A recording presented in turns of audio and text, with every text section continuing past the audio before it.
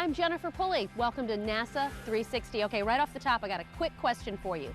Where does NASA launch most of its space missions?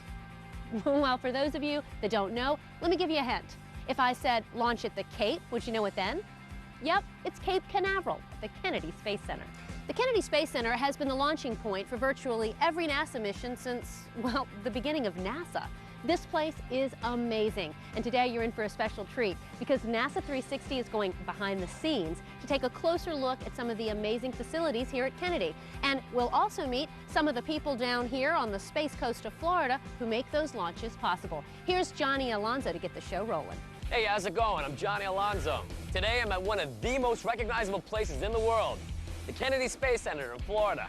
This is where all the most important American missions have been launched. Dig it, missions like Mercury, Gemini, Apollo, Skylab, and all the shuttle flights, and not to mention hundreds of other important scientific flights too. This will also be the place where NASA's new Ares rocket will blast off into space when we go back to the moon. So, this is the place to be if you want to know how NASA gets these huge rockets into space. Main engine ignition. 3, 2, 1. So what does it take to get a vehicle in space? Well, it's not very easy. Thousands of people must perform extraordinary jobs every day just to get a vehicle ready for launch. And I'm not talking about all the planning and engineering it takes to build a spacecraft. No, I'm talking about just getting it ready to fly, putting it in launch position and blasting off into space. But before we start our tour, let's take a few minutes and talk about some of the important historical events that have happened here at Kennedy. It wasn't until near the end of World War II when the U.S. really started getting interested in rocket flight. The main reason was because the Germans were using a rocket called the V2 as a weapon against us. Even though this was a terrible weapon, American planners saw the potential this rocket could have militarily, and as a forerunner to large rockets that could help us explore space. So after the war, the military brought about 100 captured V2 rockets back to the States and began testing them in New Mexico. It wasn't long before researchers realized that they needed a place to test longer-range rockets. So in 1949, President Harry Truman established the Joint Long-Range Proving Ground at Cape Canaveral. The Cape was the perfect place for this type of testing because its location was so remote that nearby communities would not be in danger, and of course the weather permitted year-round testing. Okay, fast forward a few years. It's now 1957, and the Navy was testing the Vanguard rocket to send the first satellite in space. They had sent up 2 of these rockets on suborbital test flights, but we're all in for a big shock on October 4, 1957, when the Russians beat us to the punch, launching Sputnik, the first man-made satellite into space. The race for space was now on, and soon the name Cape Canaveral would be one of the most well-known places on Earth. Soon after Sputnik was launched, NASA selected the first astronauts to participate in our manned spaceflight efforts, Project Mercury. And one of the main goals was to learn as much as possible about space, to help us to get ready to go to the moon. On May 5th, 1961, Alan Shepard became the first American in space with the launch of the first Mercury flight called Freedom 7. Although his flight was suborbital and only took about 15 minutes, the U.S. had done it. We had put an American into space for the first time. In that same year, President Kennedy told the world that the U.S. would be striving to put humans on the moon and bring them back safely by the end of the 1960s. So with this new deadline, training and flights began getting fast and furious. After the Mercury missions were complete, Project Gemini was launched. Astronauts gained valuable information on docking in space while also performing the first American spacewalk. But with the last Gemini flight in 1966, all eyes turned to Apollo, and the moon was our next target. It's amazing, isn't it? In just under 10 years, we went from barely understanding how to get humans off this Earth to preparing to send them to the moon. So on July 20th, 1969, the nation's goal of putting humans on the moon was realized when Neil Armstrong and Buzz Aldrin landed at the Sea of Tranquility on the moon. Tranquility Base here. The Eagle has landed. This flight was followed with 6 other Apollo flights, with Apollo 17 becoming the last flight to the moon. NASA quickly closed the book on the moon missions, focusing their talents and technology on a new craft called the Space Shuttle. Now, many of you watching this have never known a time when humans weren't flying in space. A lot of us take that for granted. But let me tell you something, it's not easy to prepare everything you gotta do to get up to space. All right, so are you ready to go on a tour? Let's roll and check out some of the facilities here at Kennedy and meet some of the hardworking people that are making these spacecraft fly.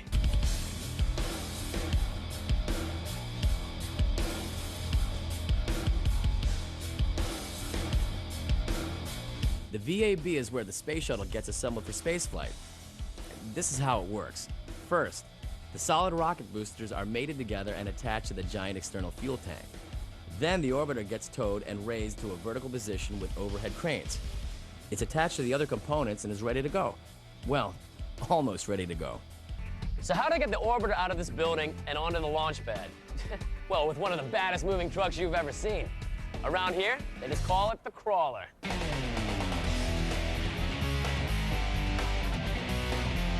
Tell me about the crawler. Well, Johnny, the crawler was built about 1965, and it was basically it was the main transport to take the Apollo vehicle from the vehicle assembly building out to the pad. This thing is huge. It's 130 feet long, about 115 feet wide. And what's max weight on this thing? Well, let's see, the crawler, it's about 6.5 million pounds. Pretty heavy. So it stays on the ground, no problem, you know? But the crawler carries, right now it's carrying about 13 million pounds. 13 million pounds. Yeah, so you got a total weight of crawler and vehicle of about 18 million some pounds. Oh my goodness. Rolling down the road. I'm going to assume this thing doesn't go very fast. It's not real super fast. We like to keep it probably around a mile an hour. Now its design speed when it was first designed was almost a speed of 2. But actually it is fast when you're on the crawler. I mean, because of the mass that it's moving. So you fill a tank up. I'm just going to ask you, if you fill up the tank, I mean, you know, what can you get per gallon? Well, it's about 38 feet per gallon. 38 feet per gallon. Oh yeah, yeah. And we actually have 2 tanks on the crawler. Each are 2,500 gallons apiece. Oh my goodness. Yeah. So it'll last a couple of operations. Tell me, what does the crawler do? Well, the crawler, the basic task of the crawler is to pick up the mobile launch platform. The mobile launch platform, of course, has the vehicle stack on it. Sure. And it moves it from the assembly building and it moves it out to the pad. And then sets it down and then moves back away from it. And then once the vehicle launches, it goes and picks up that mobile launch platform and brings it back to the vehicle assembly building for another stack. Is there only one crawler? No, there's actually 2. Are there? Yeah, NASA had 2 of them built back for the Apollo program. All right, so we know what kind of mileage this huge thing gets. How's it powered? Well, you know, funny she'd ask that. Why don't we just go up here and we'll check it out? Let's go. Yeah, walk back into history. Wow, look at this. These engines here, those are the same engines that have been on here since '65. Since 1965. This is what powers the crawler here. There's actually 2 of these. There's one here, one on the other side. And each one of these powers 2 1,000 kilowatt DC generators. Really? Kind of works like a diesel electric locomotive. Sure. Let me ask you, so how do you move this thing? How do you drive it? Well, come on, I'll show you. Sure. We'll walk right up here.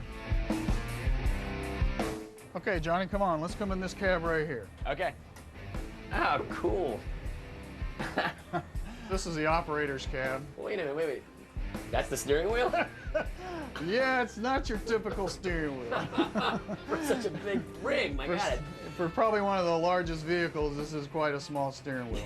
The steering itself is, of course, it's all electronic. Yes. And what's happening with this wheel is when you're turning it, it's sending a signal back to what we call our PLC, which is Programmable Logic Controller. Okay. And it takes that signal, sends another one out to some hydraulic pumps that in turn move these large cylinders out here. And the cylinders themselves move the trucks back and forth. Sure. And of course it steers itself down the crawler way as to, you know, depending on what kind of degree you put in.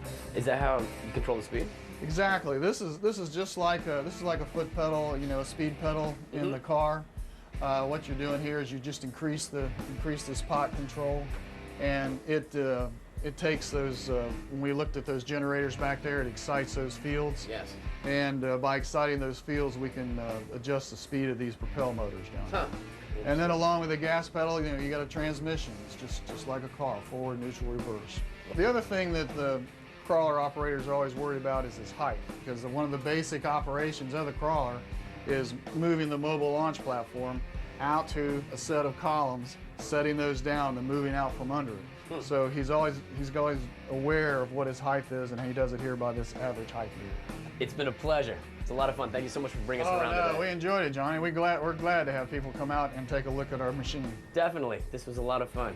You're watching NASA 360. We'll be right back.